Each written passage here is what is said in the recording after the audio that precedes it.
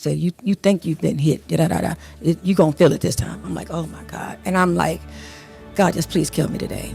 I remember taking my clothes off. I was in the closet hanging up something. Bam, bam, bam. All I could do was just kind of hold my face because that's all I got. I'm getting hit in my arm, my stomach, my legs, everywhere. And his parents were in the very next room and did not come. So this man is a preacher. He's a preacher. I just could not, like, what? I mean, I was devastated. I was crying so hard. I've never been hit. I had whoopings, of course, right? When I was little, but nothing. I never had a man put his hands on me ever in my life. I have 2 brothers. It got to the point where I knew every Friday it was going to happen. Every Friday or every Saturday. And so he was bringing prostitutes to the house? To the house. When I say horrific, it was horrific. Horrific. This man has no shame. None. He didn't care. He was alcoholic.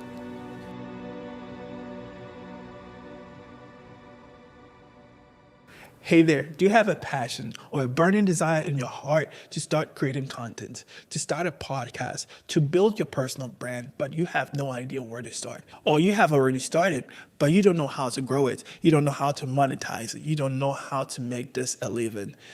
Then you are in luck, because I've been doing this for close to a decade now, and I have the experience and the skill set to help you. I can help you with content mastery, content strategy, what to shoot, finding your niche. If you struggle with the videography aspect of it, I have the equipment. You can just prepare your content, and I and my team will come to shoot it for you. You can send me a DM, send me an email, or give me a phone call, and I'll be willing to work with you. Let's get back to the episode. Welcome to another episode of the Dennis Benzo Show. This is a show where we share our life stories and our testimonies to glorify God and to edify His people. Today, I have an amazing woman of God on the show, and she goes by Jackie Moore. Welcome, Jackie. Thank you for having me. Thank you so much. Thank you for accepting to share your story with my audience. Your story, the first time I heard your story, I was like, what? I know. Your story, guys, you have no idea. The story is, man, it's a lot. Yeah. From your childhood to growing up into marriage, it's a lot. But thank God for how far He has brought you. Praise God. Praise so, God. For the people who don't know you, can you share a little bit about yourself? Sure. What you do for a living, where you from, and stuff like Sure. that. I am, I'm living in Dayton, Ohio, of course, and I am a faith organizer with Ohio Organizing Collaborative. I retired from Miami Valley Hospital. I worked there as a chaplain and also worked there in finance. I'm a minister of music. Been playing since I was 3, playing for a church since I was 7. That's pretty much it. Well, I have my nonprofit is called Chosen Outreach Ministries, and we deal with women who've gone through domestic violence and children as well. And you were telling me a little bit before we started, like some of the. Can you give us a little bit? Just tell me what you were telling me before we turned the cameras on, like you going into the prison. The prison, yeah. And the people that you help in. Yeah, we have a class that is on Tuesday nights at Dayton Correctional Institute. And it used to be a men's prison, but now it's women's prison. And I have between 35 to 50 women each night, And the Bible study is a little different because I don't go in trying to get people to be Baptists or whatever. We go in just asking people to accept Christ. And it takes a long time for them because they're going through a whole lot. Yeah. Got a lot of women in there who actually are doing life. I have 3 that's in my class right now that are in their 30s that's actually doing life for domestic violence. They actually killed their abuser. So, and it's hard. And then God, when I went in there, I didn't want to tell my story. But as soon as I walked in, God said, you got to be transparent. And I'm like, I don't want everybody to know my story, but it has been an absolute blessing because when others hear your story and your testimony, the Bible tells you others are, overcome by the word of your testimony. And those young ladies have now opened up, and I know their stories, their real stories. We talk about God, we talk about, the challenges they have, not being, with their children, not being, with their family, their moms. It's really bad. Women have a harder time in prison because for the most part, men don't, like if they have a boyfriend or a husband, they don't come to visit more like the women do. They normally get other women in their life and then they forget it and they move on. But we as women, we're protectors. So we make sure things, taken care of. We put money on this book. And a lot of women are struggling because, they can't go to they get paid pennies a day, literally. So whatever money they have that's the amount that they can actually charge for, on their account. So if they want to go to a doctor, it's like $5. Wow. And $5 can be almost a whole month's. What? Yeah. They may make like $7.50 a month, something like that. It's not very much. It's like 20 or 30 cents an hour. I thought they had free medical care. It's there. It's not free. Oh. No. If you want to go to the doctor, you have to pay. Wow. It's okay. So we have copays, right? Mm-hmm. That's what they have. I have ladies that need to go to the doctor. One lady, her back is just so jacked up. She can't go to the doctor because she doesn't have the money to go. So she's literally walking around on a cane. Man. Because she can't go. Wow. And if you don't have anybody on your side. Yeah. Yeah. So nobody's putting money into your account. Yeah. So it's a sad situation. And I can't help them. Yeah. Because I work there. Or I'm their instructor. Oh, so if you work there, you can't help people. Mm-mm. Oh, okay. Yeah. No. Wow. Unfortunately not. Yeah. And right now, you mentioned that it's only you. I'm the only one. I have been trying to get folk to come help me ever since COVID. And when COVID hit, about 6 months into COVID, they allowed us back in, let us come back in. And nobody wanted to come. So what type of help are you looking for? I'm looking for folk to come help do Bible studies. Mm-hmm. We like I said, I'm by myself. So teaching the class with 35 to 50 women can be a bit challenging because you have some who really are not. Okay, you have babies and you have those that know Christ. So if I had some help, then I can split the class in half. And for those who really don't know Christ, I can deal with that part. But now I kind of have to keep them all together. Yeah. Because and then, but the blessing of that is that some of the ones that are inmates can now help teach because they've been through, or they're stronger in Christ than the others. So yeah. Wow. So if someone is watching this podcast and wants to help, yes, how can they help? How can they get in contact? They can reach me at my email, which is pianokeys, PIANOKEES 55 @gmail, or they can also call me 937-241-0965. Okay. Yeah. Awesome. So you're located in Dayton. I'm located in Dayton. Mm-hmm. Okay. Awesome. So you need people to come in person. In person. So for people who can't come in person, what can you do? Well, we're always looking for, because there's books and stuff that we try to get to them, and there are times when we don't have the money to do it. Grants will do so much, but then Bibles are always needed. They have some Bibles, but a good Bible will be absolutely amazing if folks could help do that. Okay. Yeah. And you're taking donations? Yeah, absolutely. My Cash App, absolutely. And it's $piano keys, PIANOKEES. KEES. Yes. Mm-hmm. Oh, so it's not KEY. No. KEE. Two E's. Yeah.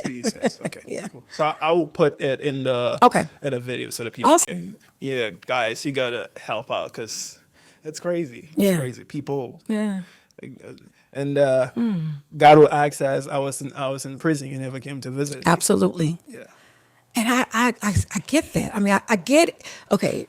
When you first go into prison, it is not easy because those doors shut behind you and you can't get out until they tell you can come out. There's one time I went to one prison and one prisoner escaped while we were there. It was actually on the roof. So we had to actually stay inside the prison until they found him. So it was 8 hours later. So I had to stand in the prison cell. So the toilet is like right there. I'm like, so I held it. Of course, I didn't want to. It was hope. I get it. But they're still our brothers and our sisters. Yeah. I have a nephew who's incarcerated unjustly for 23 years. He was a basketball star. He's about to sign. He went to Fresno State and stayed with the young lady and broke it off with her. He's about to sign with Utah Jazz. And he broke it off with her, and then she said that he raped her. Oh, man. And they took it to another level. Her uncle her father was a politician, and they made it hurt. They wanted to give him 10 years. He said, I didn't do anything. So he went to court, and they gave him 75 years. 75 years?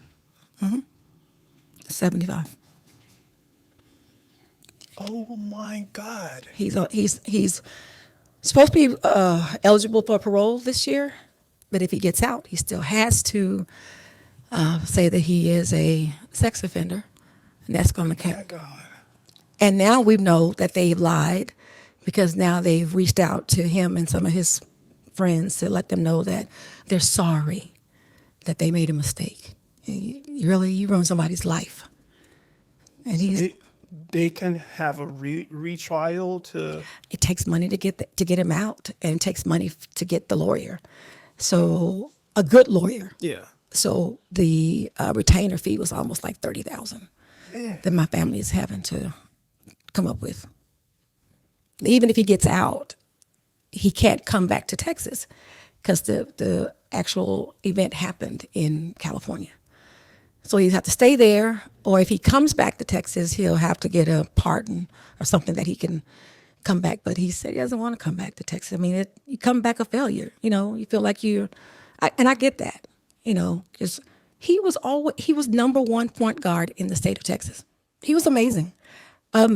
He was even while he was in prison, I've never heard him complain. Really? Never seen him cry. Never. I'm thinking. Never. If I were him, I would be so mad. Yes, I would. I don't know how he does it. He actually was so amazing. He started a basketball team inside the prison. Hey there, are you enjoying today's episode? If you are, then why don't you click on the subscribe button and then click on the notification bell to get notified each and every time I upload a new video. I upload a new video each and every week. So click on the subscribe button to get inspired, educated, and motivated. Let's get back to the testimony. And he actually is teaching. He finishes because he was almost finished with college. So he did finish his education. So when he gets out, he'll have his bachelor degree. But yeah, he's been a remarkable, yeah. Wow. And that's my baby. He was the first grandson, first nephew, that we've had, and he wouldn't do that. That's not his character. And he dated they lived together for 3 years. Man. And then all of a sudden she said that he raped her. Then they got other folk to lie and say that he did it to them as well. Politicians are just so. They even went home to Texas and found a couple of people that wanted some money. And then they came and lied. Oh, yeah, he was like that when we were in high school. There's nothing on his record. He doesn't have a record. He's never had a record, not even a speeding ticket. So, yeah. So we firsthand know how crooked this world could be. Man. And that's what I'm with Ohio Organizing. We have a group called Building Freedom Ohio. And that's what we're doing. When people get out of prison, they have 2,672 sanctions. Collateral sanctions that's against them. If there's a school, say there's a school here and they want to move to this house or move to this area, if there's a school here that they can't move because of those sanctions, they can't get a job because of these sanctions. If you've got it's 2,672 of them, and so basically you're telling me I can get out. I'm free, but I'm really not free. Because I can't do this, I can't drive, I can't do this, I can't. You can't drive? Some of them can't. It all depends on what they went in for. So it's the system is crooked. It's broken. It's very broken. So we have an organization called Building Freedom Ohio. That's what we do. Our job is to try to bring awareness to what's going on. Right now, we have something called FIM. It's a felony impacted life movement, and we're trying to get about 10 to 15,000 people together in Cleveland on May 19th, and just to build awareness, because this has to stop, because people need jobs. So what's happening is that a lot of people that are getting out are starting their own business, and they're hiring folk out of prison, because you can work at McDonald's, but that's no money. So what's going to happen? You're going to go back to doing what you did before, and you're back in there. And of course, it's big money. You get $55,000 a year for one person being in prison, but you're only going to pay them pennies a day. So they get paid to keep you there. Oh, absolutely. So it's more like a business. It's the biggest ripoff. Yes, it's big money, and they depend on us going to jail. And the prisons are private owned. Yes. Oh, now it makes sense. Like I was watching the show where like the owner of the prison was in collusion with some judges, and they just started Absolutely throwing people in jail and sending them to that happens. That's real. That's real. That is absolutely real. It's big money. Man. Yeah, big money. Wow. Okay. So let's go. Sorry. That's a lot. I know, right? So let's go into what gave you this passion to start this organization. Yes. Let's go into your story. Okay. From when you were a child. Sure. Well, from the age of probably 3. That's the age that I was told. My mom was married to my sister's and brother's father, and he was not my father, but he was their father. And of course, I didn't know this at the time, but God, this is so hard. I think every time I tell my story, I think I should be over it, but I'm not. But anyway, so I was always a sickly child. Didn't know why I was sickly. Had a lot of women problems, issues, whatever. So at the age of 3, my mom had a friend of hers that kept us, and still had a bottle or something. I guess maybe I was 2, whatever it was. Yeah, and I was 2. And the lady put liquor in my bottle because she was an alcoholic. I had run out of milk or whatever I was drinking, and the lady put liquor in my bottle. And I went into convulsions. Yeah. So you were a baby. I was a baby, yeah. You're hungry. Yeah. And this lady put liquor, alcohol. Well, it was beer. I think it was beer. Beer. Yeah. In your bottle. In my bottle. Yeah. Okay. Yeah, she was drunk and whatever. I don't know. I just didn't want to.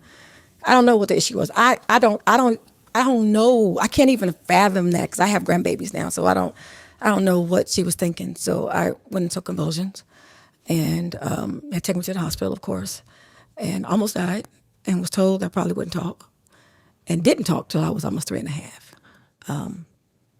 So I can't talk. I can't tell what's going on, right?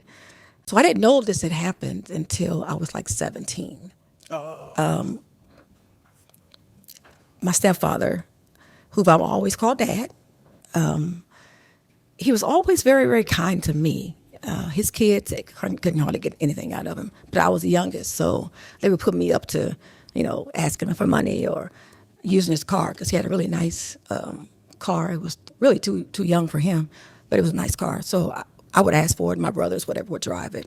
So it was my last year in high school, and I got the car like I had, all the time. And I would pick him up that morning. It was like I would keep it Friday, Saturday, and Sunday, and then Monday morning I'll come get him, and he'll bring me back home. So that last particular time I went to go pick him up, he was in the house, and that wasn't a big deal. He said, "Come on in." So I went in, waiting for him to get done. He said he wasn't ready or whatever.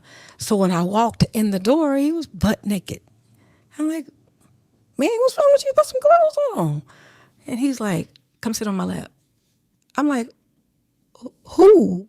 This is It's my stepfather. that I've been calling daddy for 17 years. I mean, I know he wasn't my father, but still, he was. Yeah. It was a father figure, and I'm at this time I'm crying. I'm like, surely this man is drunk or something, and literally start chasing me around the house. And I'm like, and I'm devastated because I've never been in a situation like that before. This is the man that I've looked up to, in my life. Even though he was an alcoholic, I knew that, but I just couldn't believe that this was happening. So I don't know, by the grace of God, there was an umbrella stand or something, or a lamp stand or something. I was able to pick it up and hit him with it, and it knocked him down, and I ran back out the house. I still had the keys, and thank God I still had the keys, but I got back in the car, and I drove all the way home crying. At the time, we didn't have cell phones, so I had to get to my mom, don't get back home. And by the time I got home, I'm crying profusely, and the next day, I'm supposed to be going to college. I'm going away to California, to Long Beach State University. And I'm like, I'm done. I can't go to college. I'm devastated. I cannot go to college. This is crazy. So my mom's like, what happened? What happened? I'm like, and I'm trying to get it out, finally tell her what happened. And she said, oh my God, not again. And I'm like, what do you mean not again? What are you talking about? And she said, oh, don't call your dad. Don't call your dad. I'm like, what? What are you talking about, Mom? And so she finally told me, said that he molested me when I was 3. Oh my God. 3 years old. And again, I can't talk. And this is the man that I call my dad. And I was just devastated. And she wouldn't let me call my father to tell him. Because my father had already told him that this is my baby, and I was my father's only daughter. Anything happened to my daughter, I'll kill you.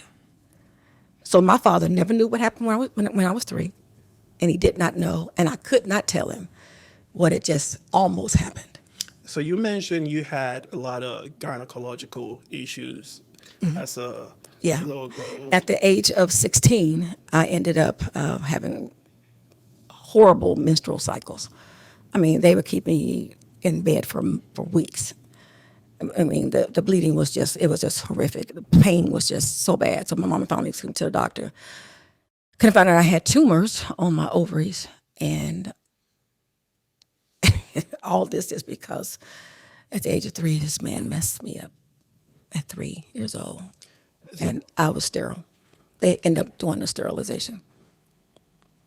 I had to take all my ovaries out at 16. At 16?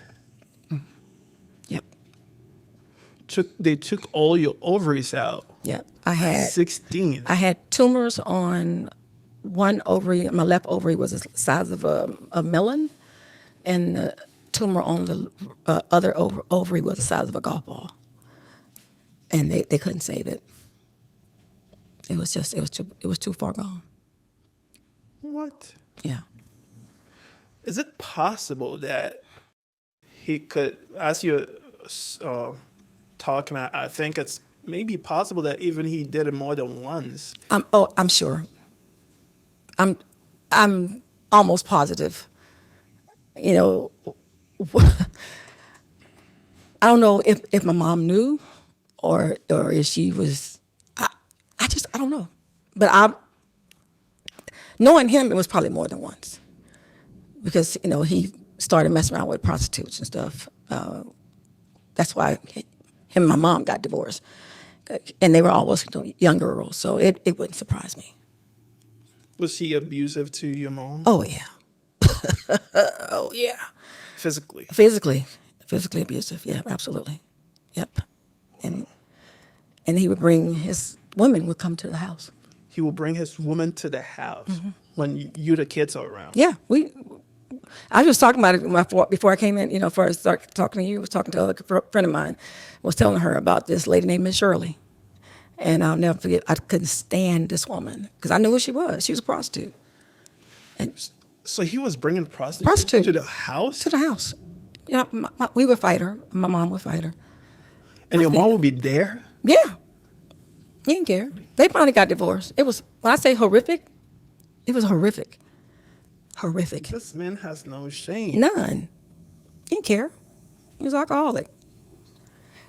when they finally got divorced, it was five of us, right? I'm legally his daughter because I have his last name. He signed the birth certificate. I don't think that he knew at the time my mom was pregnant that I wasn't his. But I don't know. I those grown folk stuff, I don't really know. But I knew my father was always around, and I looked just like my dad. Okay. Split image. He was made to pay $30 a week for child support. If we didn't go over there Friday at 5:15 when he got home, we wouldn't get the money because it'd be all gone. And he moved like maybe a couple blocks away from us. So we just walked down to his house and get it. I remember Mama making the kids go and to collect the money. And then he would sit there for, looking at us like, yeah, I don't want to give my money to y'all. $30 for 5 kids? What is that? Even back then, $30 wasn't a lot of money. Yeah. But yeah, I remember doing that. It was horrific. I mean, just thinking about it now, making your kids go to collect your child support money. Yeah, it wasn't a good childhood. That's one memory I have. I don't have a whole lot of memories of my childhood. Nothing good. Oh, there was one thing that I think, because I've heard your story. Okay. So how you started playing piano? Oh, yeah. Okay. At the age of 3, my mom was also, she worked a job, but she was also a beautician on the side, the neighborhood beautician. And I couldn't talk from that incident with the bottle. And my mom was in the kitchen with the radio on, and this song called Blue Moon. It's a blue moon, I see you standing in the rain. I know it's an old song, but that song was playing on the radio, and my mom said she knew she turned the radio off. And before that, she said she didn't know why, but at the school that she was working at, the principal was getting rid of some old pianos, and she said she always wanted a piano in the house. The first piano fell off the truck. So he basically gave her another one. That piano made it home, and nobody in the house played. Nobody in the house, nobody in our family played. My father, of course, was a musician. So maybe she thought if, at the time, I wasn't talking, I couldn't talk, but I can mimic stuff, And then so when I went, so she turned the radio off, she said she heard some music. She said, I know I turned this radio off. What's going on? And she went into the living room, and it was me playing the song. I was playing the piano. I had played what I just heard at 3. At 3, and you had no piano lessons whatsoever? None. That was the first time? That was the first time. And from there, I just started more. So at the age of 7, I was at church one day and was playing with some kids, and we were singing some, silly songs at church. I was on piano playing, and my pastor came in. He said, "You play that good?" He said, "You gonna play for our kids choir?" I'm like, "Yeah, right." That was my first job at 7 years old. I made $10 a week. Big money back then. Yeah. Big money. But that money also helped my mom because she was a single mother. Yeah. So $10 a week, all I needed was some moon cookies and a big red pop. Maybe 50 cents, right? Yeah. And I gave the rest to her. Wow. Yeah. But that was my first job. Wow. So did you ever take piano lessons? I never took, nope. Up till from your childhood till right now, you never took piano lessons. And you've been playing at church ever since you were? Ever since I was 7. 7. Wow. God has given me this gift where only I can explain it this way. Folks tell me that I'm crazy, but I'll listen to a song, even to this day. I'll listen to a song, and inside of my brain, there is a piano. I don't know how I know where the fingers, put my fingers are, on the keys, but I see it. You see? I see myself playing it, and then I go to the piano, and it comes out. I can't explain it. I cannot. That's a gift from God, and I thank God for it. If I had to go back and do lessons, I probably wouldn't do it. Because lessons, it takes forever. Yeah. Yeah.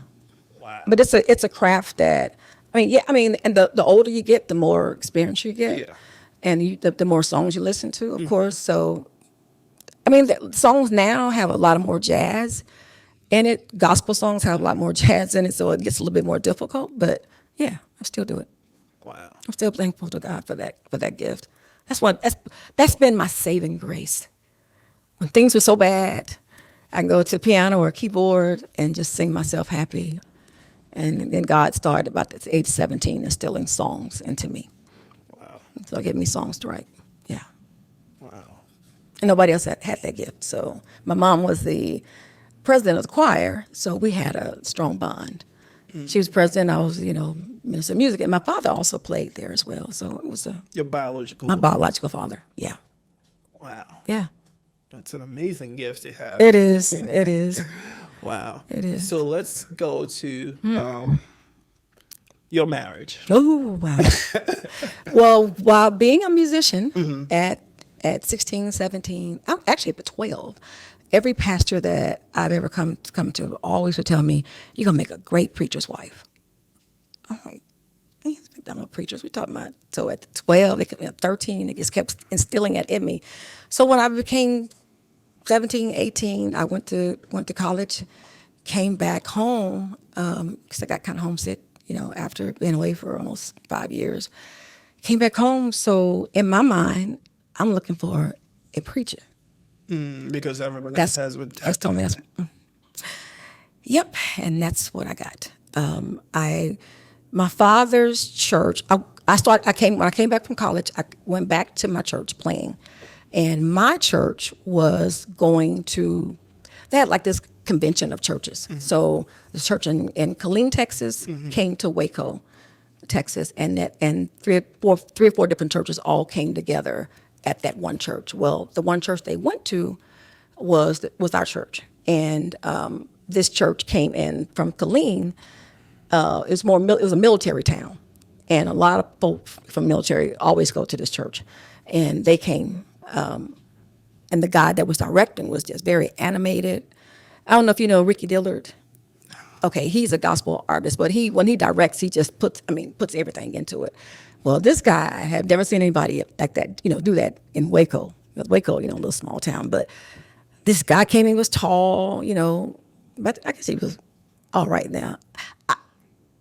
I can't see him being handsome because I don't like now. I can't stand it to look at him. But anyway, back then he was, kind of nice on the eyes, and he was directing, and then I found out he was a preacher. I'm like, oh wow.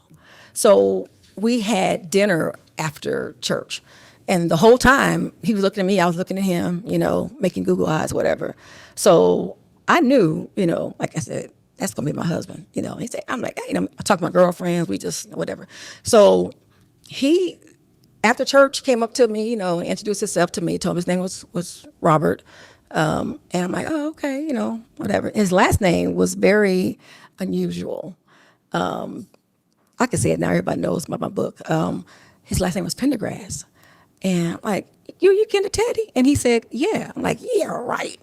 You heard Teddy Pendergrass? Yeah. Okay, so he and Ted, okay, his father and Teddy's grandfather, no, the grandfathers were brothers.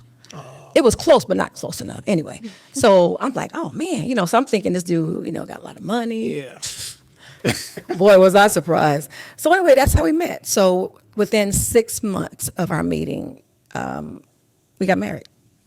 I knew that day I wanted to have a big wedding. I wanted, my father to walk me down the aisle, but we could not come together on who was going to marry us, because I wanted Pastor Debos, the guy from Killeen, who I've known forever, to marry me. Then my pastor had issues, and then his mom and them. It was a whole lot. So we just decided to just go to the Justice of the Peace. While we were there, I felt something. I was like, this ain't right. I don't want to do this. It's in my gut, and I heard the good Lord. Well, I didn't know I didn't know what it was. I heard something said no. And I'm crying so profusely, and the lady that was there at the court, she said, oh, you're just so happy you get married. And I'm like, that's not it. And I ended up getting married anyway.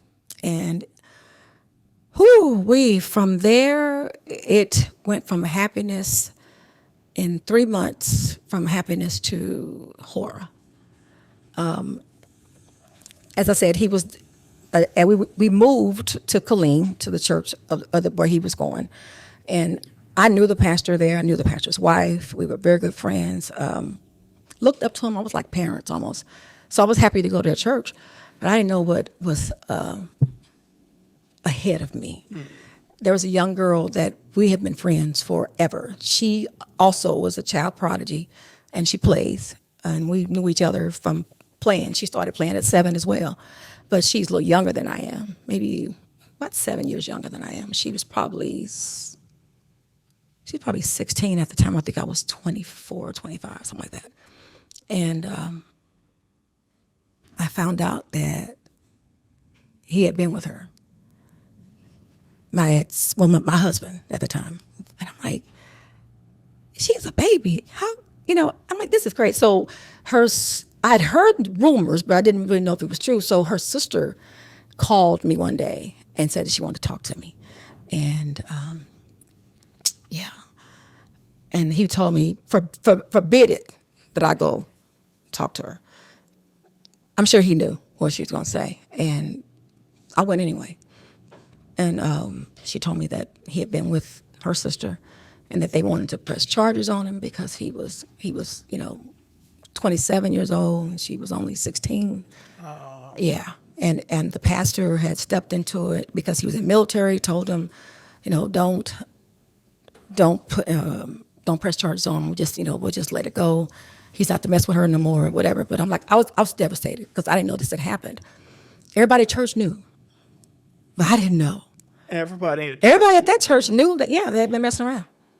Your husband was messing around with a teenager. Mm-hmm. Mm-hmm. So when I got home that day, I confronted him about it. I'm like, how dare you, make me feel like a fool, da, da, da, da. He said, that happened before we got together. I said, it shouldn't have happened at all. She's a child. Are you kidding me? I said, this is my friend. We've been friends for literally, she was like a little sister to me. So. Oh, so she was close to you and stuff like that and messing with your husband. He didn't know that we were even together. So they was messing around before we got even together. Because again, he's in Killeen, I'm in Waco. Oh, so you in a long distance marriage? We weren't married yet. We were dating. But then when I got married is when I found out they had been messing around. But yes, after we got married, they were still messing around. Oh. And I'm like, this is absolutely crazy. So I'm like, you got me like a fool. So I'm like, I'm just going to go home. And he's like, I told you that happened. It didn't happen before, it didn't happen during our marriage. It happened before we got married. And what I did before we got married has nothing to do with you. I'm like, oh, it has everything to do with me. We're at the same church. Are you absolutely kidding me? And he said, I'm not talking about this no more. I'm like, oh, we're not done talking. And he said, I said, I'm done. Bam. Hit in the gut. I'm like, are you? He punched you. Punched me with full fist. And I just could not, like, what? I mean, I was devastated. I was crying so hard. I've never been hit. I had whoopings, of course, right? When I was little, but nothing. I never had a man put his hands on me ever in my life. I have 2 brothers. They're 6'7", 6'4", 6'5". Never had. They've been protectors. So I've never had any issues with the man. When that guy hit me, I was devastated. And it was like he left me on the floor, like I was a piece of trash. And it took me a minute to get up. It's like I'm playing it out. I can see it happening right now. I can see it happening. I made my way to the couch. He went back upstairs to the bedroom, and I slept there all night. It was in my mind I was going to just go home. I mean, I'm 30, 40 minutes away from Waco. I'm done. I was going to drive my car and just go home. That morning he came down. You can see he'd been crying, whatever, and tried to, hold my hand. I snatched my hand away from him. I'm like, I'm done. You can't do this. This is crazy. He said, I'm sorry. I never done this before in my life. I don't know what came over me. Please forgive me. Don't leave me. Don't leave me. And I'm like, are you kidding me? He said, I promise I won't do it again. I promise. It's just give me one more time. And I fell for it. So that one time became a time again and again. And again, it was like it got to the point where I knew every Friday it was going to happen. Every Friday or every Saturday. It got so bad. So he will beat you on Saturday? Mm-hmm. Okay, so you were Seventh-day Adventist. I wasn't then. You wasn't that? Okay. Mm-hmm. I was Baptist. Oh, okay. Yeah. So I'll be like, he'll be beating you on Oh my God! He probably would and could. Yeah. So Yeah. this man is a preacher. He's a preacher. He's a preacher. It gets worse because he gets out the military and says, I'm like, oh, what are we going to do? I wasn't really working. I was working like part-time. I think I was babysitting at the time because I wasn't allowed to work. And whatever. So because military was taking pretty good care of us. So when we got out, he said, well, he's going to move back to Dayton. I said, Ohio? I don't want nothing. No, I don't want to go to Ohio. He said, you don't have a choice. You're my wife. We're going. I'm devastated. I didn't want to leave my mom. I didn't want to leave everything that I knew. But we did move back to Dayton. And his mother did not like me. They found out we were married on the way. We've been married almost a whole year. Oh, they didn't know you were married. He didn't tell his parents. When we finally came, he was telling his parents on the way to Texas. We was driving from Texas to, and they were. I hear them saying, "How dare you? I don't know her. You can bring somebody in my house. I don't know." And I said, "Oh my God." Oh, so you guys were moving to his parents' home. Yep. Oh man. Yep. When we got there, it was just more of the same. Looking at me like I had stole something, and I don't know you. I don't trust you. You not good enough for my son. Like, I said, I don't want to be here. I was like, just take me back home. I don't want to be here. So no, we're gonna make a life here. He said, just give me a couple of weeks, to get a job, and we'll be at my parents' house. Well, in his parents' house, I didn't know how toxic it was there. I had no idea. But one day we got into an argument. His friends wanted to go out, and I didn't want to go out because we had been arguing all day. And he told me that I was going to go because I was going to, if I didn't go, it was going to make him look bad. I'm like, I don't care about making you look bad. I'm not going. At this point, I know. And when you've been abused, you know what to do, what not to do, how far to go. And I knew if I kept pushing the issue that it was going to get bad. So we ended up going out. And when I got there, I was talking to one of the young ladies there, and it was basically just, she saw that, I wasn't happy. And we got to talking, and he told me, be quiet, shut up, let me tell nobody, it's our business, not their business. So when we got home, God, I remember taking my clothes off. I was in the closet, hanging up something. Bam, bam, bam. All I could do was just kind of hold my face because it's all I got. I'm getting hit in my arm, my stomach, legs, everywhere.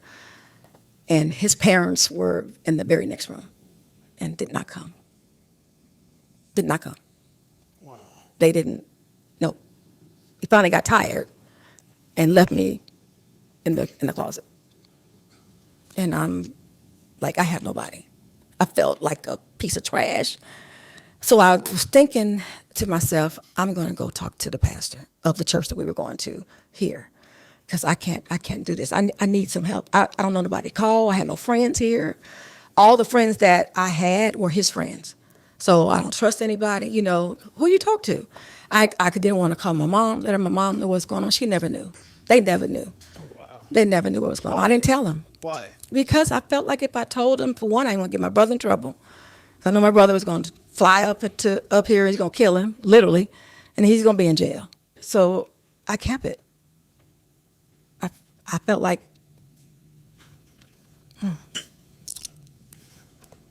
yeah, I didn't want them in trouble. So I just think, this is my life. I did this. It's my fault. I married him. So you were blaming yourself? Absolutely. It was my fault. Everything was my fault. So that night, I didn't even move from the closet. I stayed there. And he came back in crying again. I don't know what got over me. I don't know. Please, please. We can go to counseling. Pick anybody you want. We can go counseling. Like, yeah, okay, whatever. In my mind, I was going to go talk to the pastor, and I was hoping the pastor was going to help me. Well, I made it to the pastor, told him what was going on. And he is literally his father in the ministry because he ordained him or licensed him to preach.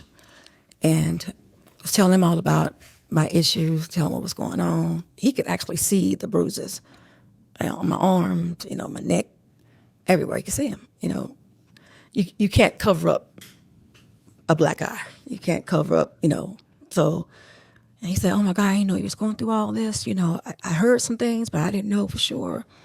He said, we going to help you. We're going to help you. We're going to help you get back home. So he said, this was on a Saturday night. So he said, just come to church Sunday and we'll make sure we help you. Went to church that Sunday morning like nothing had happened. This preacher preached about everything that I told him.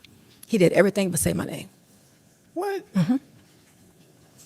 So yeah, we got a young lady that's in this church, and she's married to this preacher, and he won't act like he's all this, da-da-da. He's putting his hands on her. And everybody knew what was going on. Everybody knew it was him. He didn't say his name, but he described him to a T. Mistreat her. Who you think you are? Da-da. This is during his sermon. Oh, my God. So after church is over, again, everybody's looking at me because they know it's me. I didn't know that the pastor didn't really care for him. He or his mother. They had some issues going on with. They both were over music, and he felt like she was pulling the kids away, whatever. It was a power struggle, so they didn't get along. So, of course, humiliating him was something that he wanted to do, and I didn't know that. I had no idea. So we got back home. Well, actually, on the way home from church, it was the longest ride home. His mother and him, both. I'm in the back seat. We all rolled together because we're still living with his mother, and we're in the back seat, and I'm in the back seat, and they're telling me how ignorant I am. How dare you make the Pendergrass name look bad? Who the F you think you are? And then he's telling me, I'm going to kick your ASS when I get you home. So you think you've been hit. Da-da-da-da. You're going to feel it this time. I'm like, oh, my God. And I'm like, God, just please kill me today. It was just so much. So she was telling me, talking to him like I wasn't there. I told you I didn't know this red heifer. I didn't like her. That is. I'm like, and why did you bring her into my house now? Everybody know, what's going on. This is your fault. This is your fault. I'm like, this is absolutely crazy. I cannot believe that this is my life. This is my life, right? So when I got home, of course, yep, it was more blows to the head. It was a horrific night. Again, his mother and father were right there and didn't do anything. Like they didn't care. I don't even know what happened the next day. I just was I didn't have nobody to talk to, had nobody to call. Of course, it's always, I'm sorry. Something's going on. We need to go to counseling. Pick whoever you want. I'm like, in my mind, I'm going home. I gotta get out of here. I had no money, and I haven't told my mom or my. And you weren't working at the time. Wasn't working at the time. So he was keeping you dependent on him. So Absolutely. You can't run away. Absolutely. I didn't know that at the time. I didn't know none of the signs because I've never been in a situation before. Yeah, I've seen my mom go through it. I've seen my sister go through it with her boyfriend, but I've never been through this before. I don't know what this is supposed to feel like. This is not life. Who does this? And that next day, he supposedly got up and was trying to find a therapist. Like he really wanted a therapist. So I'm thinking, maybe he'll change.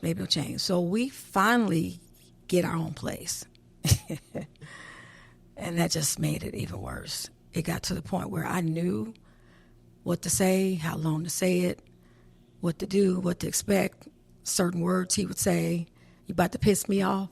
Those words, I'd never say them anymore because those were the words that I was told for 18 years of this. I mean, it went on. I did go home. Finally met some friends that were his friends that really became my friends.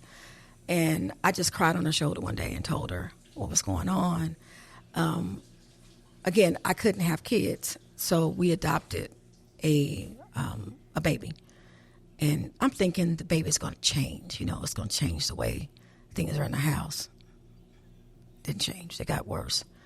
Because now I'm still not working. But I'm educated, right? But I'm still not working.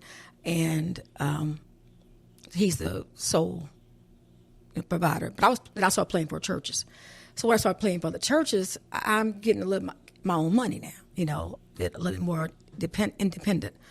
But still, he had the hold on me, you know. You do what I say. If you go over there, you better not sit to nobody, you better not talk to nobody. And I knew better. And this one young lady befriended me and wanted to go out to dinner. For some reason, he let me go with her. And I told her everything. And her name, I won't say her name because she's deceased now. Yvonne, it's in the book. And I told Yvonne what was going on, and she just couldn't believe it. Because at this time, we also had a singing group that we started. And everybody in the singing group knew he treated me horribly. And they kind of knew that, you know, didn't have any real evidence. Right, but black eyes are real.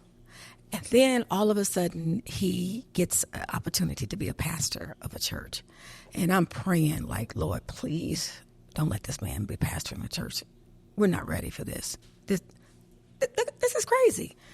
The pastor, again, that I went to was very against it.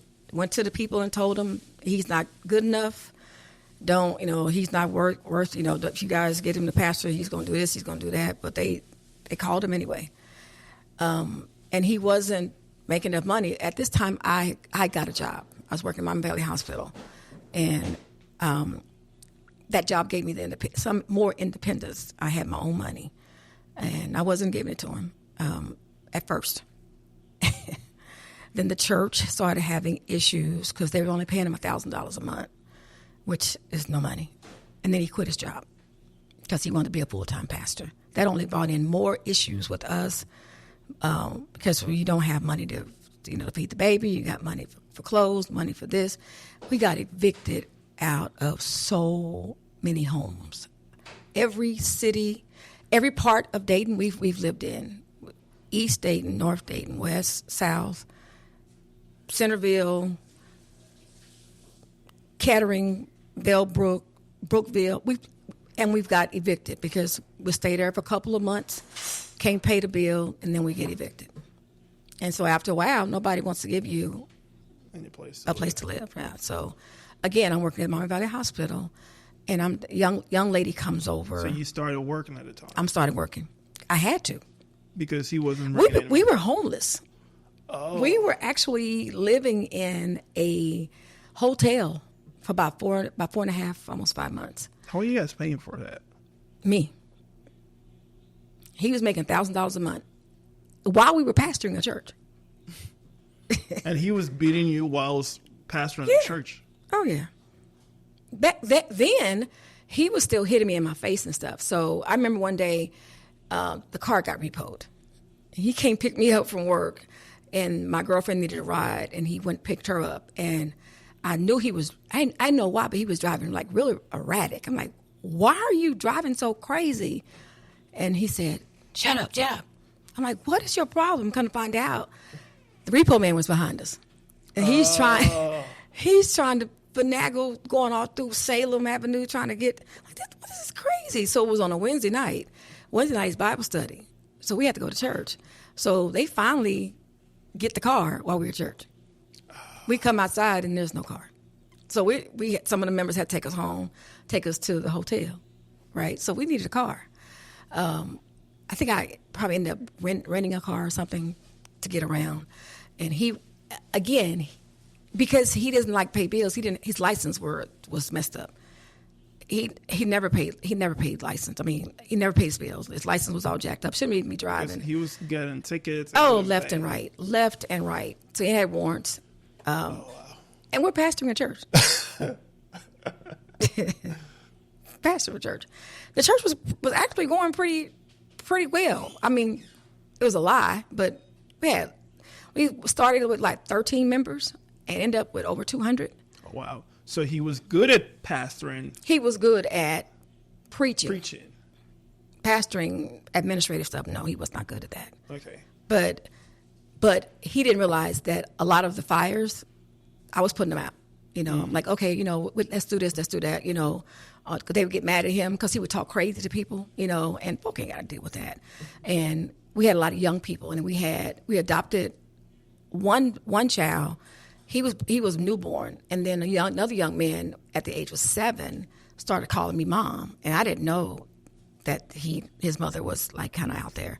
So we adopted him as well. So we had 2 kids now. I had a brand new baby, and at the time a young man was 11, and I didn't know that he was going through abuse as well. The 11-year-old, I had no idea. He told me that after all this was over. Anyway, I'm going too fast, but. Yeah, so this is the one day I think that this kind of the straw that broke the camel's back. We were coming down, saying he wanted me to put my name on this car for him, and I'm like, I'm not buying this car. It was a station wagon. I'm like, I'm not getting a station wagon, and I'm not putting anything in your name. Again, I'm getting stronger, but not strong enough. Still, mentality. I tried to kill myself 3 times. I realized. Now, Ambien should have took me out. The medicine Ambien, it should have took me out. I took about at least 7, 8 pills. And I was like, okay, God, I'm just going to die. Oh, so you tried to kill yourself. After so many times of being beat, I think the very last time that I remember is when he hit me with an open fist here and knocked me into the bathroom. It was at a glass medicine cabinet, and it knocked that off, and knocked me and it in the tub, glass everywhere, and he knocked me out, and left me there all night. I woke up, glass everywhere, all on me, inside. It was horrible. I'm saying I'm done. So I just got in the car to start driving. Why didn't you ever call the cops? Oh, the cops were called. You called the cops? Yeah. And why didn't they arrest Back him? then, it was one of you guys got to leave. And that was it. It wasn't like it is now. Oh, okay. It was just, and I went over to my girlfriend's house. I would stay a couple of weeks with her. And then, of course, he'd come, I want my family back, Then we'll come crawling back. And after being beat for so long, you kind of feel like that's your life. And I knew that that's how I was going to die. He was going to kill me, one way or the other. And my girlfriend, by that time, I remember calling the cops once, and bruises everywhere. And they just said, well, you need to go cool off. Telling him he need to go cool off. The very last cop that came to our house, I told him, I said, I'm tired. I said, you come back again, I'm going to kill him. He said, I need you to leave. He pulled me to the side. He said, if something was to happen to him, I got to come back and get you. Because you just told me that you were going to kill him. So it's not worth it. You have a son now. Mm. Get out for your son. Just get out. I guess it ain't that easy. Where am I going to go? I don't know nobody here. I have friends. Not really friends. I have acquaintances here. But so I just felt like maybe I'll just drive. I ended up in Kentucky. I drove and drove and drove. Didn't even know how I got there. I'm just like praying to God, please, this is not my life. I can't do this no more. And, after like saying, failed attempts for suicide. I'm like, this, really, God, you got a sense of humor. This is what you want me to go through, for real? And all the time I'm hearing God say, I didn't tell you to go through this. I'm like, I'm married to this man. I can't get out. He said, I didn't tell you to go through this. I'm listening. I'm like, really? Help me get out. I don't want to say, but the next week or so, my girlfriend, Dana, who's a minister, said that she wanted, my son was 3. She wanted me to listen to there was a movie that she wanted me to look at. I said, girl, I ain't got time for no movies. This is real life problem. She said, no, you need to, it's a movie I want you to see. She said, I'm going to come get the baby. And I just want you to find some time, just you. I said, okay. So she came and got my son. I watched this movie. This movie was called Enough. It's by Jennifer Lopez. And I saw me. Jennifer Lopez, her life was my life. Abusive husband, beating her just for breakfast, lunch, and dinner. Had women, all kind of stuff. Jennifer finally got to the point where she was tired. And talking to this other woman, said, gotta start taking care of yourself. Start making yourself, when he comes at you, you gotta be ready for him. So she started taking kickboxing and karate. I said, you know what? I'm gonna do that. And that's what I did. I started taking kickboxing, karate, getting stronger. I knew it was going to be another time. I knew it was going to be. So the next time we fought, we would fight over TVs. I mean, there was a TV upstairs, one downstairs. So we had made a pact that this day you watch what you want to watch, of TV upstairs in the bedroom. And, and the next day was my day. Well, the next day was my day to watch what I wanted to. So I'm watching what I wanted to watch, right? He comes in, turn the TV. I'm like, no, it's my day. He said, you ain't got no day. I'm like, yes, I do. We've been doing this. I said, no, we ain't going through this. This is crazy. I'm getting a little stronger. I'm like, no, I'm not having this. This is crazy. Next thing I knew, he threw a big 32 ounce of pop on me. And then he spit on me. He said, you ain't nothing. You ain't never going to be nothing. You ain't going to never leave here. You going to do what I say do. I said, not today. I'm done. Bring it. That man choked me, grabbed me up by my neck. And he's military trained. Yeah. Grabbed me up my neck, and I thought I was going to pass out. I thought I was dying. He said, you think you know who I am? He said, I'll kill you. Nobody would even care. And just in time, he dropped me. I'm like, I can't do this. This is crazy. And he said, you'll always be my B. I'm not doing this no more.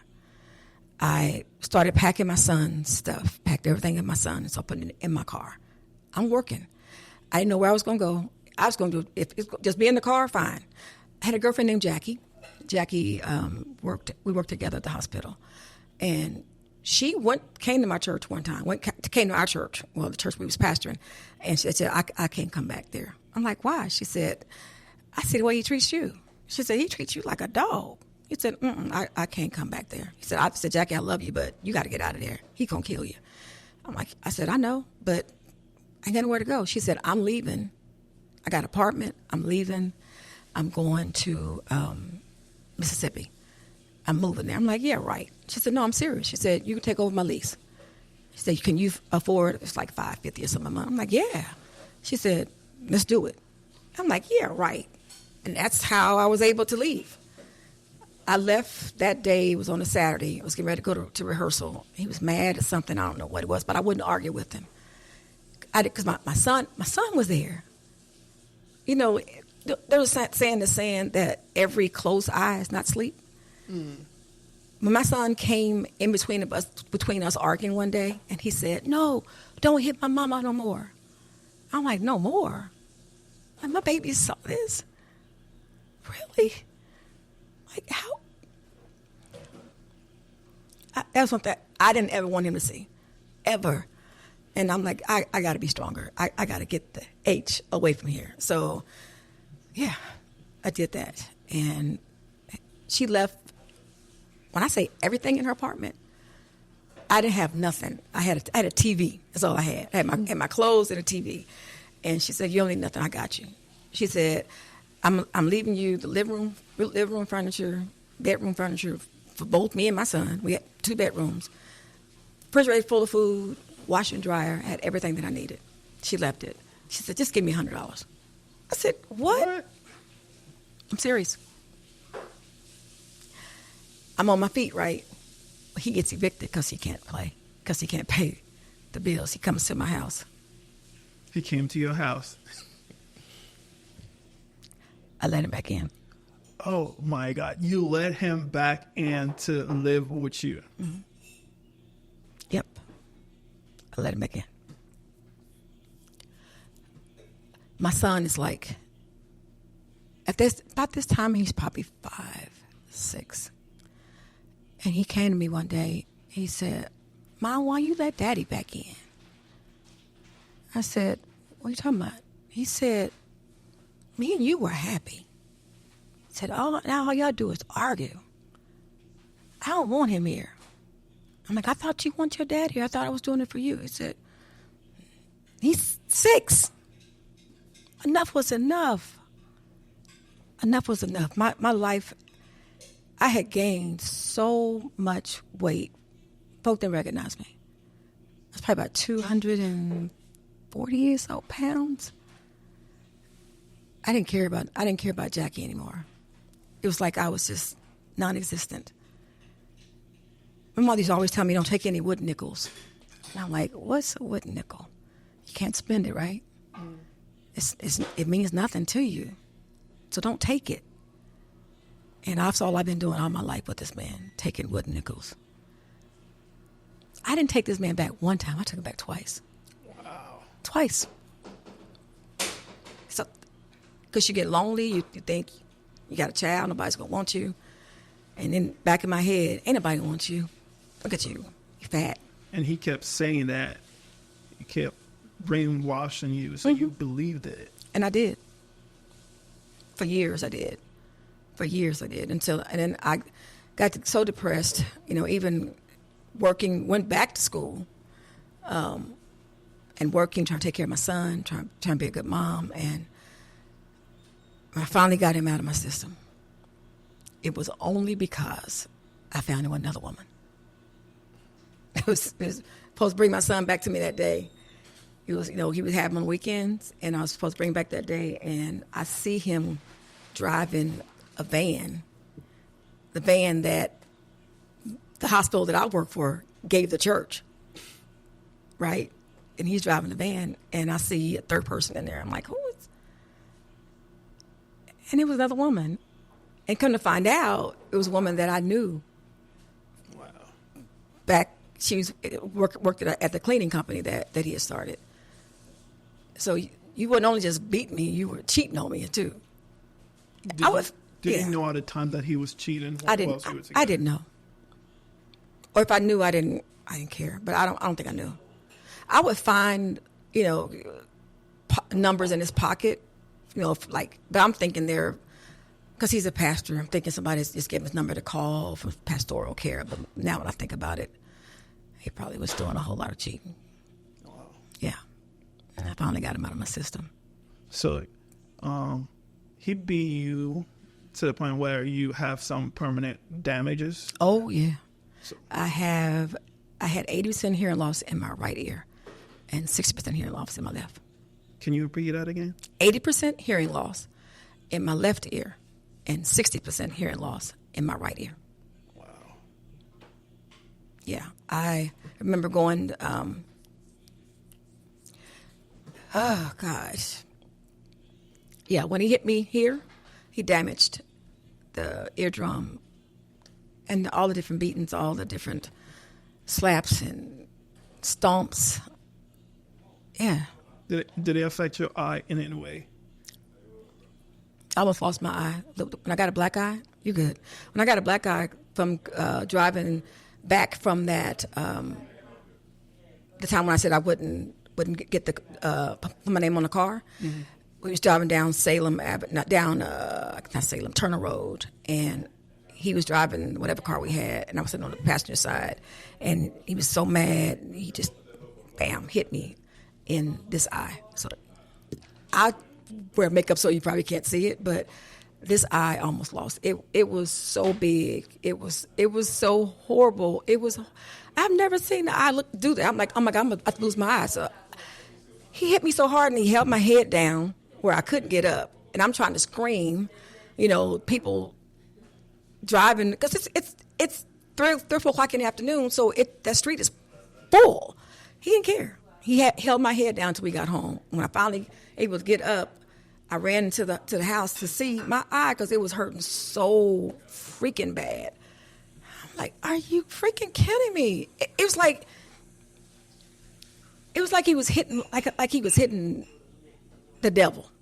He was the devil. I remember calling him the devil one time, and saying, I plead the blood of Christ, or something like that. And he said, Jesus can't help you now. He said, Jesus can't help me now. Oh, yeah. He was off the chain. Literally off the chain. I was nothing to him. A pastor telling you. He's a pastor. Jesus can't help you now.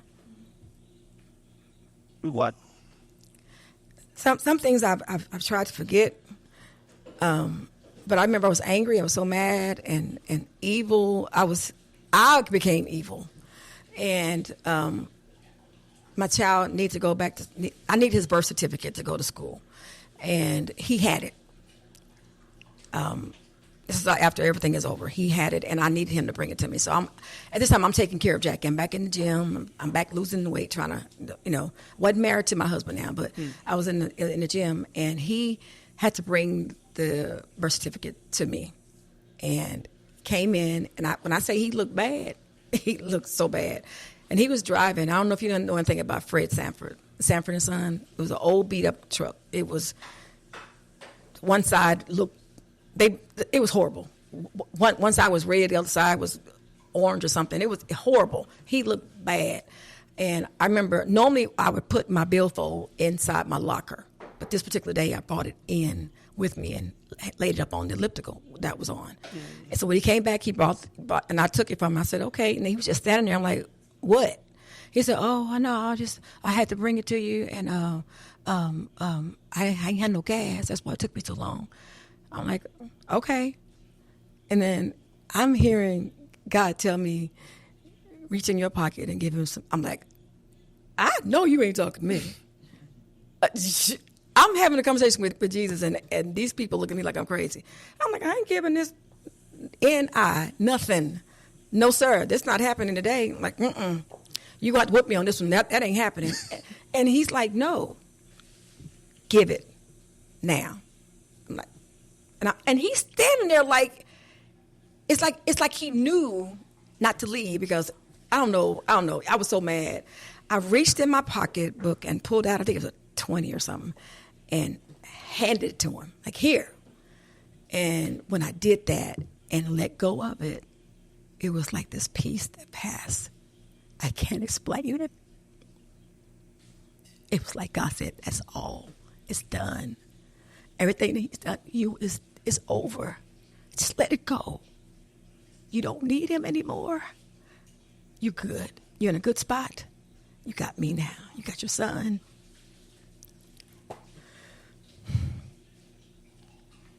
To this day, this man tell people, yeah, we fought, but it was her fault.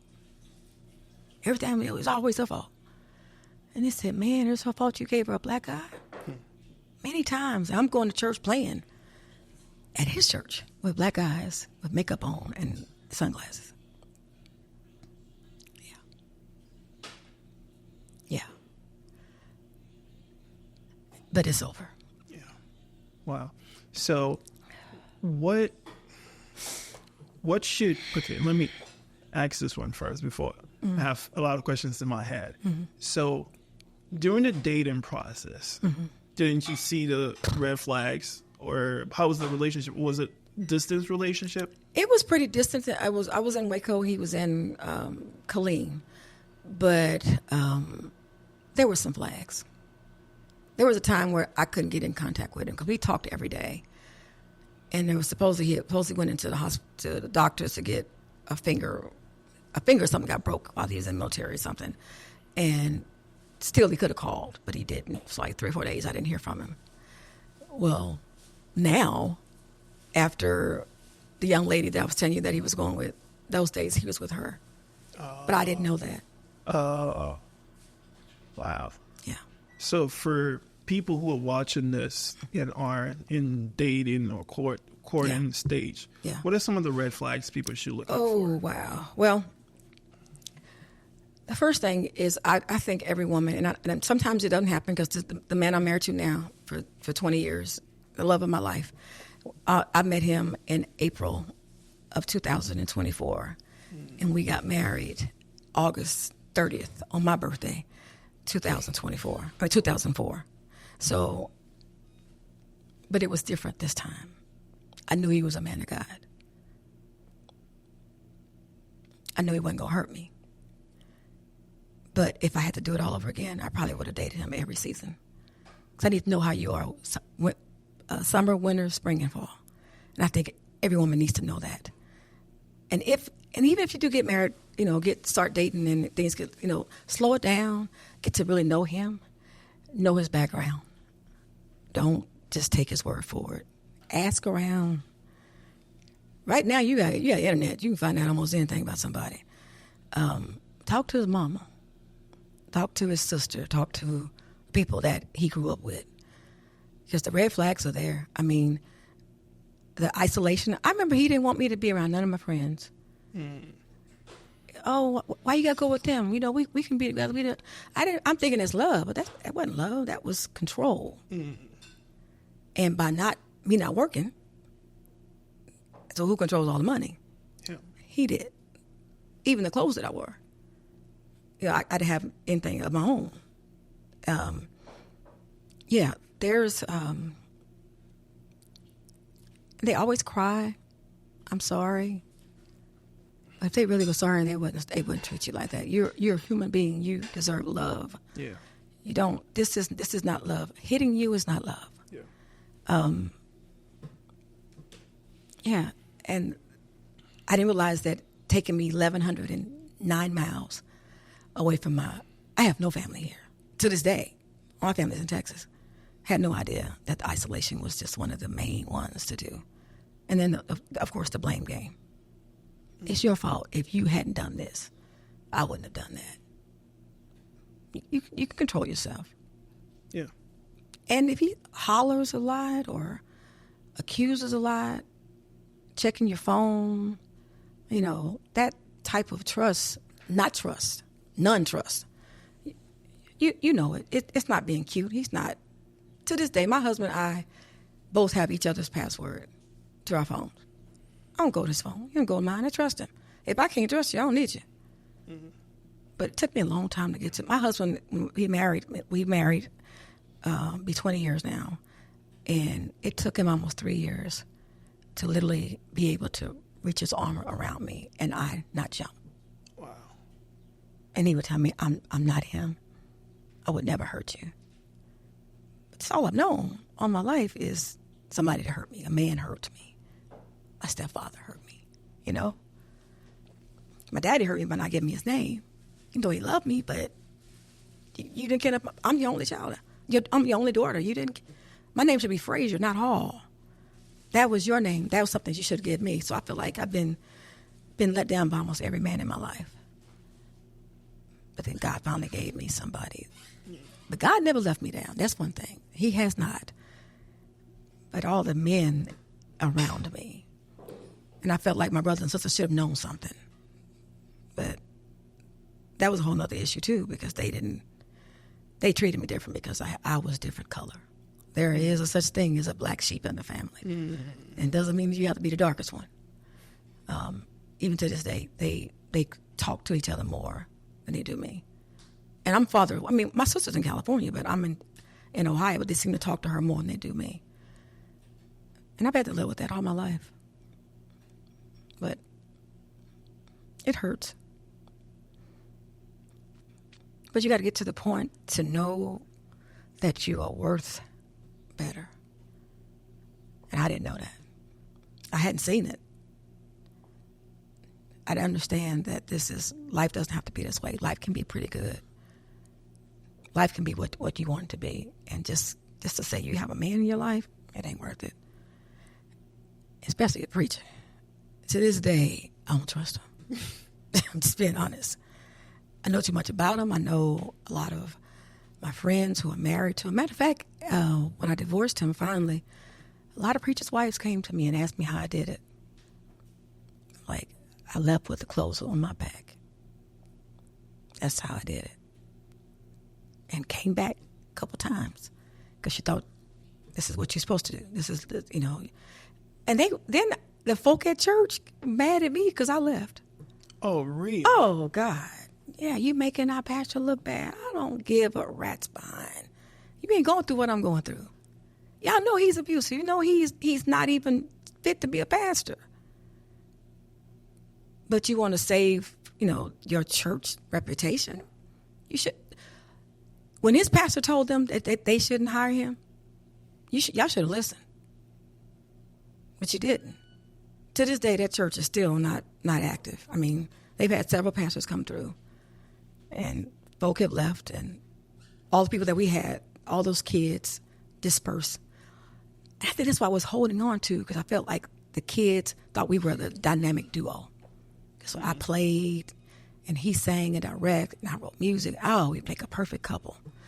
It was not a perfect couple. It was hell. But nobody knew that.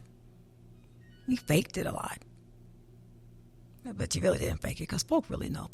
Folk could see. You come to church with black eyes with sunglasses on and there's no sun. They knew, but nobody came. Nobody in church came and said, Jackie, you need to get away. Nobody. For years, nobody. And I just feel this, if one person had let me know that they cared about me, maybe I would have left sooner. But I'm stuck. Because I did not want to go back home as failure. I didn't want my mom to know. That would have broke her heart. I didn't want my brothers to know. I didn't want them going to jail. So I'm protecting everybody else but me. So I advocate for women now. And it's worse. What's so bad about it is his cousin died from a man who was in the same town, Killeen, Texas, who was abusing her. She moved back up here to Dayton, and he followed her. She didn't know he was following her. She was outside playing in the backyard at her mother's house with her child, and he shot her in front of their daughter. What in the world? That's true. That happened near Dayton. About 26 years ago, but it happened. And if I had known that all he saw in his life was abuse, his dad abused his mother, cheating on her, running around with different women, even tried one time to shoot him because he was trying to help his mom out because he was older. He ran out the house, and the only reason that she told me, the only reason why the bullet didn't hit him is because he was drunk, because he's a pretty good aim. Wow. Yeah. So all he saw was abuse. So that's all he knew. Wow. Yeah. As she's talking, I'm thinking, she's like, there's a cycle where, like, even for your own family, your mom, then your sister, and yourself. Yeah. And it's a cycle that we need to break. And Absolutely. Very spiritual. So I also feel like there are also some spiritual connotation to some of these things. And I feel like when people are going through stuff like this, if you see the cycle, your mom, your sister, and you need to actually start interceding and start praying so that you break the cycle. Absolutely. Now you've broken the cycle. Yeah. And it's an amazing thing. Yeah. And so how do you think people can break that cycle? Well, the only way you can break it is you got to have some strong faith in Christ. And you have to get to the point to realize that you deserve better. I talk to women almost every day and who've gone through this, and because they want somebody to love them, they stay. But is that real love? So I think we have to start teaching our young girls at a very young age what love is and what it's not. You know what I saw? I saw my mother, who I knew loved my father, but they were not married. Oh. She was actually married to my stepfather. Oh. Yeah. That's how that all came about. So I saw her, and I saw my mother fight with my stepmother over my daddy. I remember when I going to my dad's funeral. My mom went with me. I sang at my dad's funeral, and my mom was there with me. And I heard a lady in the back. It hurt me so bad, but it was so true. She said, even in his death, he got both of his women here. I'm like, but dang, this is crazy. Yeah. But it was the truth. I don't know. I don't think they ever stopped being together. I remember waking up every morning when I was younger, and my dad would be there at my house. Wow. I don't know of any morning I wake up he wouldn't be drinking coffee, having breakfast with us. Maybe one or two times, but for the most part he was. But you married to your wife, who treated me pretty decent. She accepted me when she married him, and my mother was pregnant. So it's a cycle that we have to. I know there's not enough men around, you know what they say, but we have to get to the point where we won't just take any old thing, just to say you have a man. I also feel like we need to start teaching self-love to our kids. Absolutely. Because if you don't love yourself, You won't. Yep. you take anything that was given You will. to you. And then will. also, if you become what you see, Yeah. and it becomes your norm. It does. It becomes your reality. And for people who grew up in abusive homes, if you don't make it a point to work on yourself, even if you abuse, you tend to grow up and become an abuser yourself. You do. I don't know how that works, Yeah. but Yeah. it's sad that the abuser abuse. becomes an abuser. So if you don't work on yourself and break that cycle, Yeah. you perpetuate what has been done to you. Absolutely. Did you get any therapy? Oh yeah, I'm in therapy now. I stay in therapy. Actually, my therapist just retired, so I'm looking for someone to replace her ASAP. But there's this young lady that through my job we can talk to. So absolutely, oh my God, yeah, because I still blame myself for years. Wow. Oh God. Even so now, you still blame yourself? Yeah, because I got to the point where if I listened to God, I heard God's voice very loudly, said no. But I wanted what I wanted. I thought. So yeah, I blamed myself that I went through all, and I know it wasn't my fault. I didn't make him do these things. I didn't. But I also didn't listen to God. And there are some repercussions when you don't obey what God says do. Yeah. But thank God he was with me the whole time. Because I said, Ambien, I should be dead. I just should be dead. I mean, I don't know nobody who taken that many Ambien and lived. Because it knocks you out. Yeah. So, but God wasn't ready for me to go. Yeah. And I thank him for that. I thank him that he allows me to advocate and be there for other young women who are going through.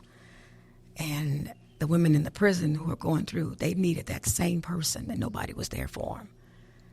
When you get to that point where you don't think nobody cares, you feel like you're just a burden, and it's easy to just die. Yeah. So how can we, say, what are some of the signs, especially because you didn't tell your family, but if, say, I have someone that is going through an abusive marriage, what are some of the signs that I need to look out for? The first thing is that person probably will be very isolated, standoffish. I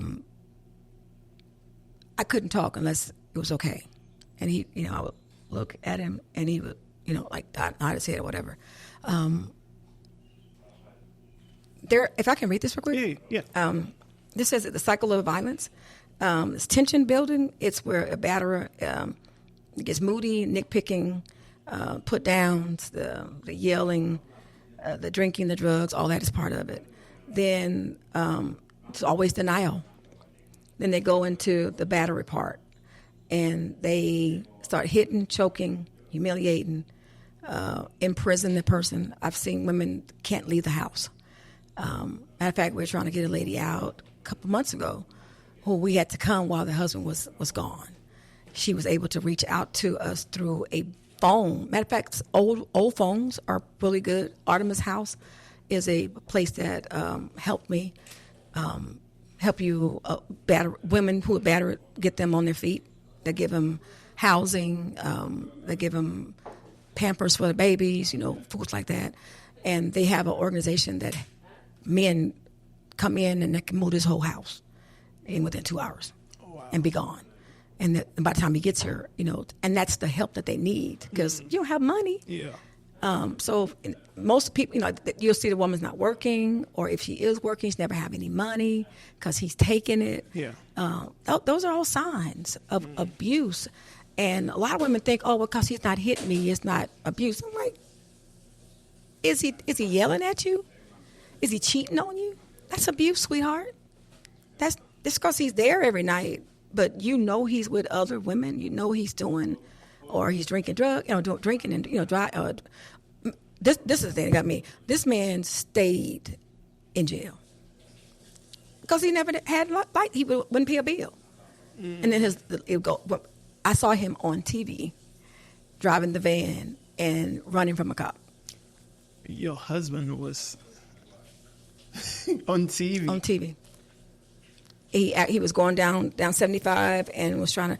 When you come to West Carrollton, used to be like a really sharp turn. He was trying to run from the cop in a van, and the cop was right behind him, and the van went. He overcompensated, and the van turned over. And I remember them getting him out. He still had on a suit because it's on a Sunday. He had been to church. Really? And I told my son, I said, "That's your dad." I said, I can tell by his arm that's your dad. He said, no. I said, that's him. Watch. They showed his face. It was him. A preacher, a pastor. Mm-hmm. How often do you think this happens a lot in preachers' homes? Yeah. Yeah. I know of a pastor, I won't say who it is, but I know of a pastor and his wife that fought so bad that the neighbors, the kids ran to the neighbor's house, and the neighbors had to call the cops. And this preacher now has a battery charge against him, and he's still pastor of a church. Yeah. Wow. It happens more often than not, unfortunately. We've got to the point where people have forgotten that is a sacred desk that everybody should be in. But everybody thinks it's all the glamour, all the women. I've known pastors tell me that they've got other women that they'll take them. They won't have relationships with them here in Dayton. They'll take them to Richmond, which is 30 minutes outside, or Indianapolis. Like, dude, that's still cheating. Yeah. Yeah. Unfortunately, it happens more often than not. If they're not with women, they would with men. Preachers with other men. Mm-hmm. It's just the truth. Look at go on YouTube, and you'll see it. It happens more often than not. It's really sad because these are what we're supposed to look up to these people. Mm. And the pastors used to be someone that I used to reach, look up to. And now I'm sorry. I understand you are a man, but if you take that office, that's serious. You should. It should be sacred. It should not just be something just because you want money or prestige. Yeah. Wow. So, that's your book right there. Yes, right? It is. Can you lift it up? Yes. Higher and little. So, how can people get hold of this book? Actually, this book is it's on Amazon. Okay. Or they can just reach out to me and get it. But when the book came out, I told God that I did not want to sell it. I just want people to know my story. And it's been a blessing to so many. And if somebody wants it and can't afford to pay for it, just reach out to me. I'll make sure you get it. Okay. What's the name? It's called Abused but Not Broken. I'm still standing. Matter of fact, I'm writing part 2. Okay. It's Standing Still. Wow. Yeah, it's coming out. Hopefully next year. Wow. Yeah. This has been really, really, really impactful, and I'm so sorry you had to go through that. But I'm thankful that you are able to share your story to encourage others and to help people out there. Yeah. So what would be your last words to anybody who is watching? Oh, gosh. Don't underestimate the enemy. Don't. Just don't. Pray and pray hard. And if you don't know the word of prayer, get somebody to pray for you. Trust your instincts. Red flags are there for a reason. God is trying to tell you something. So just be careful and know that God loves you and I love you too. If nobody else will tell you that, somebody does love you. I do. Wow. Yeah. Well, one of the things that I've learned is, not one, a couple of things that I've learned is like, don't rush into marriage. Look out for the red flags and trust your instincts. Absolutely.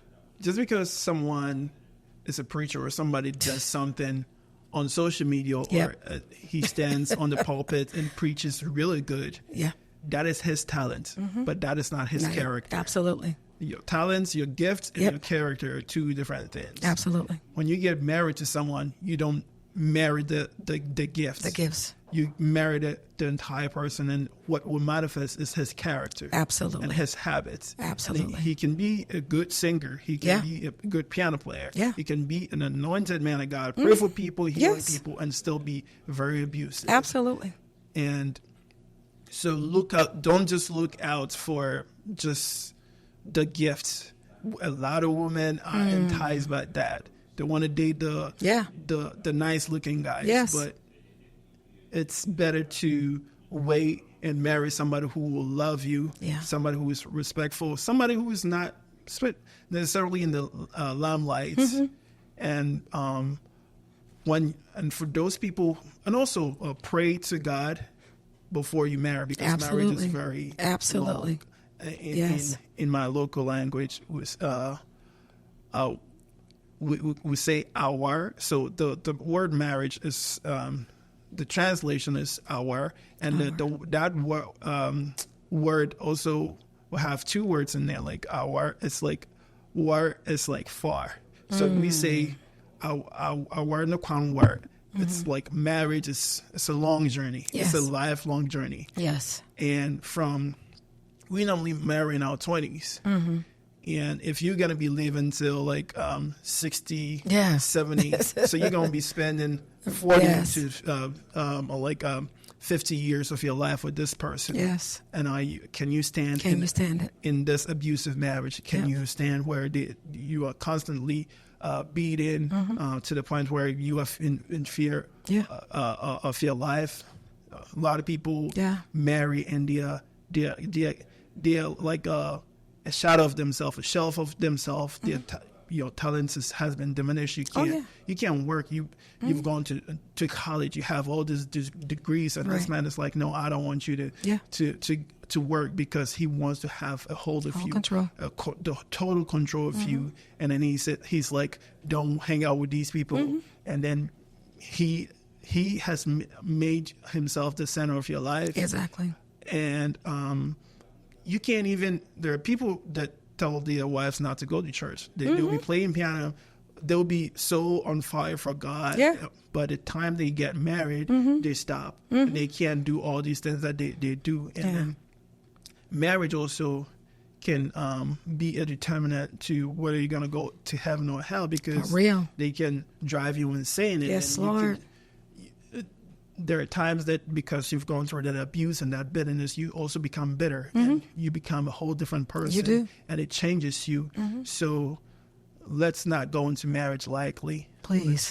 Let's pray. Please. Let's look out for the red flags. Let's take our time, because it's a lifelong journey. Absolutely. You rush. A lot of young people these days want the wedding. The wedding. We prepare so much for the wedding. We invest so much into the wedding, but we don't invest enough in the marriage. Right.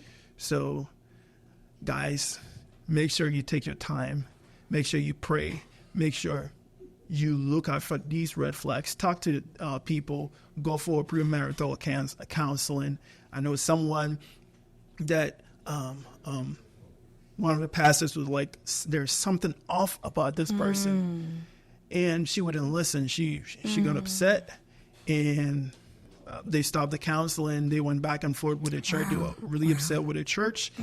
And The church finally gave in. They changed the counselor. The counselor left the church, and like they got married, and they found out that the man was married to someone else. Oh my God. Oh my God. Yeah, the man was married to someone else. This was, I think, last year or so. What? It's happened in Columbus. Really? Yeah. Oh my God. It's happened in Columbus, and So what did she do? I mean, she didn't marry him, right? she She's had a already big married? wedding in the church. Oh my God, Jesus. So So her marriage is null and void. Yeah. So, like, the wedding was really big. There were a lot of people. The church is a big church. So, like, from, like, 300 to 400, 500 people. Oh my God. And they had, the reception was really nice. So when the picture started circulating, people were like, oh, wait a minute. We know this dude.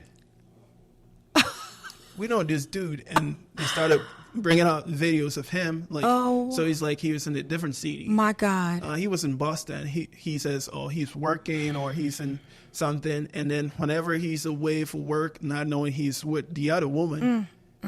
And right after the wedding, he said he was going to work. He was with the other woman partying. What? I had videos of that on my phone. Oh my God. Yeah. So there are certain things that Yeah, people around me see that you may yeah. not see. Yeah. Yeah. In our culture, there's Yeah. we say that what your parent may see, or an elderly person may see sitting now, you cannot see even if you're standing on the highest mountain. Wow. You know, there was something I forgot to say is that my mom did not like him. Really? She did not. She said, because you want him, then I'll respect your marriage. But something about him, she didn't like him. Yeah. Yeah. I have a friend that even the day that they were getting on the wedding day, they were fighting. Oh, God, Jesus.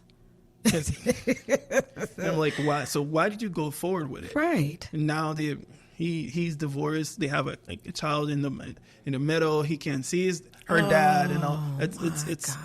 And we put these kids through this trauma. Yeah.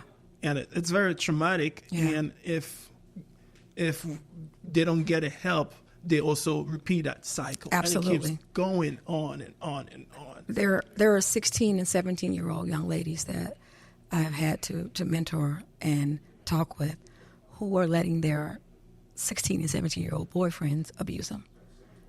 And they thought it was love. Oh, he's just doing it because he loves me. No, baby. No, he needs help. Yeah. And right now you do too, because nobody should be putting their hands on you. Why are you okay with that? At 16.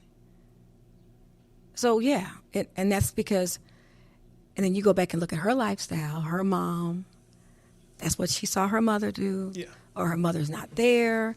One young lady's mother's not there in her life, so she's just looking for love in any place she can get it. Yeah. And he's even raped her before. Oh my God. Yeah. Man. Rape, if you say no even being married, Yeah. that's rape. Yeah. Yeah. Yeah. My God. Yeah. I'm praying for this generation, because you're right. So many folk are just wanting to get married. They want the dress and Yeah. that big day. And you spend all that money getting married, but can you stay married? Because marriage is no joke. Yeah. Yeah. It's a work of a lifetime.